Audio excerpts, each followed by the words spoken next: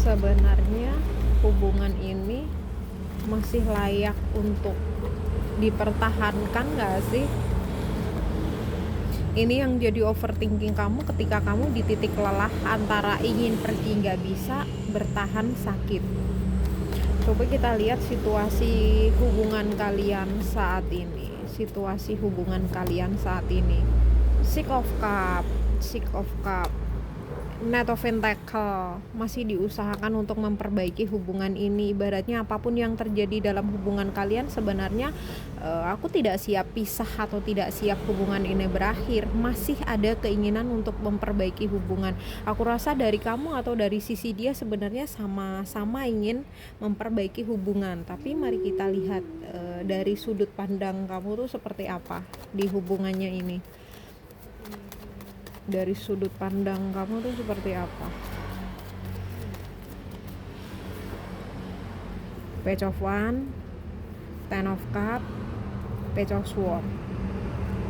Kita lihat dari sudut pandang dia. Dari sudut pandang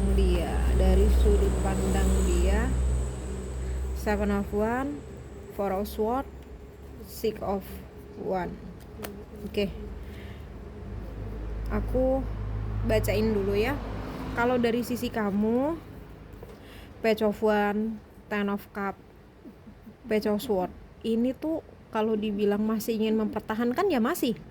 Ini ngevalidasi 3 kartu ini loh. Nih, Six of Cups, Knight of Pentacle, Judgment. Artinya kayak pasti ada kesadaran atau harapan hubungan ini perlahan ingin diperbaiki, ingin kembali seperti dulu gitu. Tapi kayak pelan banget prosesnya gitu. Kamu capek ya. Di sisi lain selain kamu capek, kamu juga sebenarnya sayang sekali hubungan ini kalau harus diakhiri. Kamu masih mengusahakan mempertahankan ini dengan berbagai cara. Kamu udah usahain lah ibaratnya. Capek nggak di sini? Ya lumayan capek karena ibaratnya kamu orangnya excited, sedangkan dia seperti apa? Nah, kalau ngomongin Seven of Wands, Four of Swords, dan Six of Wands, cenderung dia itu terlalu santai gitu loh. Ketika dia tidak setuju dengan pendapat kamu atau tidak setuju dengan situasi itu, dia cenderung menarik diri. Nah, itu yang bikin kamu capek kan. Kamu pengennya tuh ngobrol terbuka. Nah, dia lebih banyak menghindar.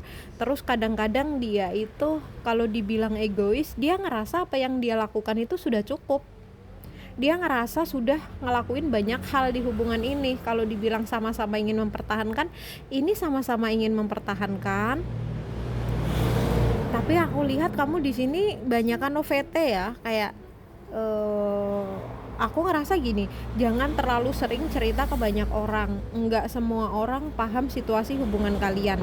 Jadi mungkin bisa saja mereka ngasih saran yang entah itu cocok buat kamu atau enggak, karena mereka tidak sepenuhnya paham dengan situasi kamu. Coba deh kamu tuh lebih ke menenangkan diri dengan melakukan apa yang kamu suka sampai kamu benar-benar ngerasa hening, tenang.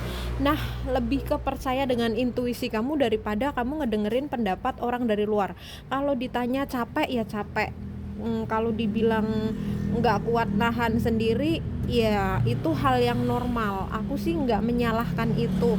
Kayak oke, kecapekmu itu nyata dan kesepian, kesendirian kamu tuh juga nyata. Kamu butuh orang untuk bisa ngedengerin kamu, tapi kamu adalah tipe orang yang gampang terprovokasi gitu loh ya. Jadi kayak hati-hati bercerita dengan orang. Kadang orang tidak paham betul situasi kamu, khawatirnya dia ngasih saran yang justru bikin kamu bukan ngerasa tenang, tapi lebih ke makin overthinking gitu. Jadi aku harap dalam menyelesaikan masalah ini kamu lebih memilih ketenangan sebelum ngambil keputusan daripada kamu ngambil keputusan setelah cerita ke orang sedangkan orang itu tidak benar-benar tahu situasi kondisi kamu. Kalau ngomongin pasangan kamu tuh bukan tipe yang kayak kamu gitu loh. Maksud aku kayak mencari solusi atau mencari jawaban itu dari luar. Pasangan kamu tuh cenderungnya tuh lebih suka diem, nggak banyak ngomong, tapi dia ngerasa sudah cukup dengan apa yang dia lakukan kayak gitu. Kalau dibilang ini egois, sebenarnya lebih ke cara menyampaikan kamu. Mungkin dia tidak suka ribut karena di sini ketika kamu meributkan sesuatu atau berusaha menjelaskan sesuatu, dia kurang bisa menerima itu. Cenderung dia ngikutin pola pikirnya dia sendiri. Terus bagaimana Kak Yan cara menyampaikannya ini supaya saat kita ngobrol tuh jatuhnya nggak bikin ribut. Nah, yang kayak gini mah biarin aja dia memimpin satu kali, kamu kasih kesempatan dia memimpin sampai tuntas. Kalau pada akhirnya ibaratnya jatuh gitu kan, jatuh lah, itu kamu datang tapi tidak untuk menyalahkan dia gitu, kayak ibaratnya perbaiki, fokus perbaiki tanpa menyalahkan dia. Nanti dia itu akan sadar, oh yang kemarin itu aku salah ya, kayak gitu. Dia nggak bisa tuh kayak langsung disalahkan, yang kayak gini nggak boleh, yang kayak gitu nggak boleh, harusnya gini gini gini. Kemungkinan pendapat kamu benar, tapi karena dia karakternya adalah susah untuk kasih tahu atau susah untuk diajak kompromi, biarin aja gitu. Kamu tahu nih bakalan jatuh nih, terus gimana? Jatuh, ya udah jatuh. Dia akan belajar dari jatuhnya itu, karena kalau dia nggak pernah jatuh dia jarang belajar. Jadi sesekali izinkan dia pegang kendali gitu, izinkan dia yang mengemudi. Nanti kalau jatuh gimana Kayan? Toh nanti kalau jatuh rugi dong.